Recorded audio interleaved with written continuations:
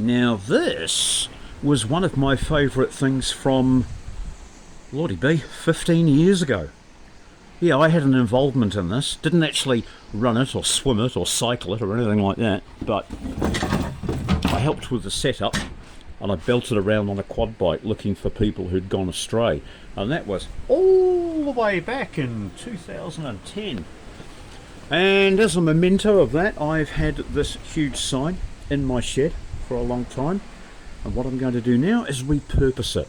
It's an extra sturdy version of core flute. And this is going to become the main door and the I don't know what we'll call it, the divider in my solar powered mushroom dehydrator, which happens to be right up here above it. This is the matrix that pulls in the air and warms it up as it passes through. Then it passes out through this tube and comes into here. This is an old bathtub that I made. It's sort of a bath and a half, so you can bath with a friend. Anyway, that's been retired and I've turned it up on its end, and because it's nicely thick and insulated, it's going to lend itself to being a big commercial dehydrator. I'm going to put brackets all around here, and it's going to have multiple shelves on top of each other all the way down so that it can dehydrate lots and lots of mushrooms at the same time. Mainly it's going to be operated off the solar heater here that's going to bring in warm air through a fan system that I'm just about to make. And how am I making that? I'm making it out of a box of this stuff, and that will have a couple of computer fans in it on variable adjustments so that I can speed them up and slow them down. That will adjust the speed of the air travelling through here. If it travels through slowly, it will get hotter. Okay, see how that works? And that's going to be run by my solar, which is right up above it here. That's 200 watts of solar up on the roof. Actually 220, because there are 110 watt panels. So 220, that's going to run lights, computer and vacuum cleaner through the inverter when I need it in the office and studio here, and then it's going to run these two fans outside. Right, I'm just tending to the watercress. As you can see, hydroponic system, all homemade, growing well even though it's the middle of winter at the moment. What I'm doing up here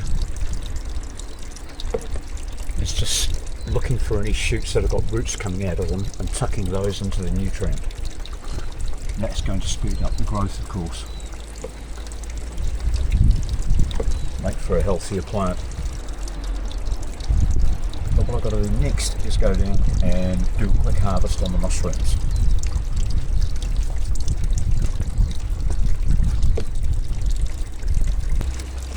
So come on, let's go and check the mushrooms.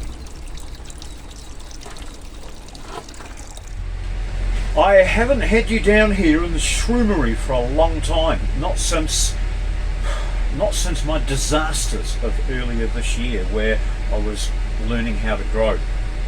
But things have got better since then. So come into the fruiting room and have a look.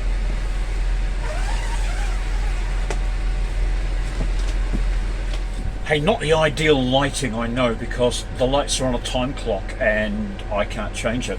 But I just wanted to share with you my final success with the mushroom growing venture.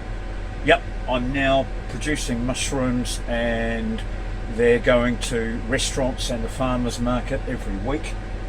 And it's a variable crop. I don't always know what I'm going to have, so I plant extra. And if planting's the right word, I spawn extra. And the extra, what I do is I go through and I pick the best to go to the restaurant, and then the next best to go to the farmer's market, and anything that's left over, like these ones here, they've gone frilly around the edges because I left them too long. They're going to get dried and made into mushroom jerky. But these nice round ones are about to be picked, and they're going to go to the restaurant because they're prime and ready to go. Picking is real easy. All I do is get my hands right around the back and snap off the entire bunch, and that is almost a kilo of mushrooms ready to go to my favourite restaurant. These will go for drying. They will get left until this afternoon.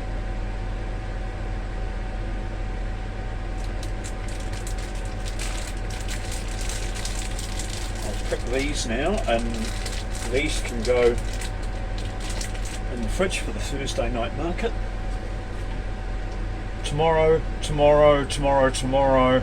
later this afternoon.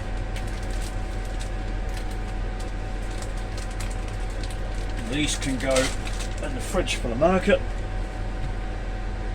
Tomorrow, this afternoon. On this side, these are all second flush mushrooms, so the flushes are smaller. But they can come with me now. And some more here.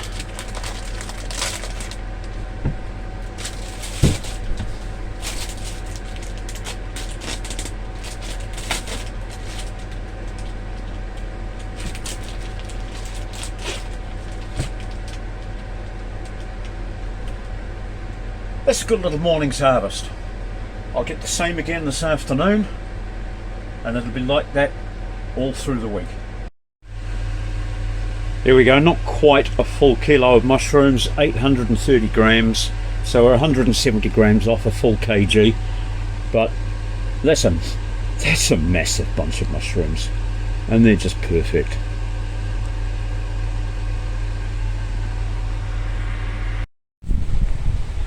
And another of my favourite things is my wind turbine. You can't tell how fast it's going because of the frequency with the camera, so it looks like it's just turning over, but it's actually purring along at about about 120 to 180 RPM. There's not much of a wind, but it's enough to give me nicely topped up batteries when you can see that it's actually a really dull day, very cloudy, solar's doing nothing, but I'm all topped up thanks to this.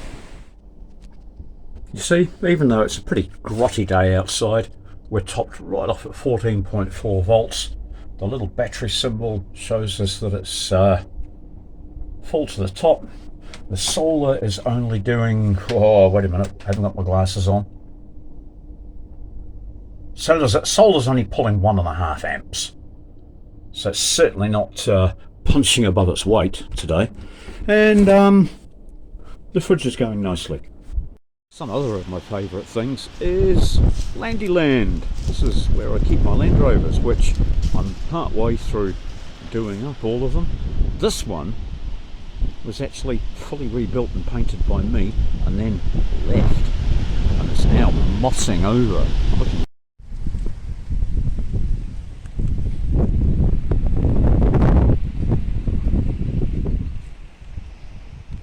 Locked away in the shipping container behind the Land Rovers, a collection of classic bikes. But that's a subject for a video on another day.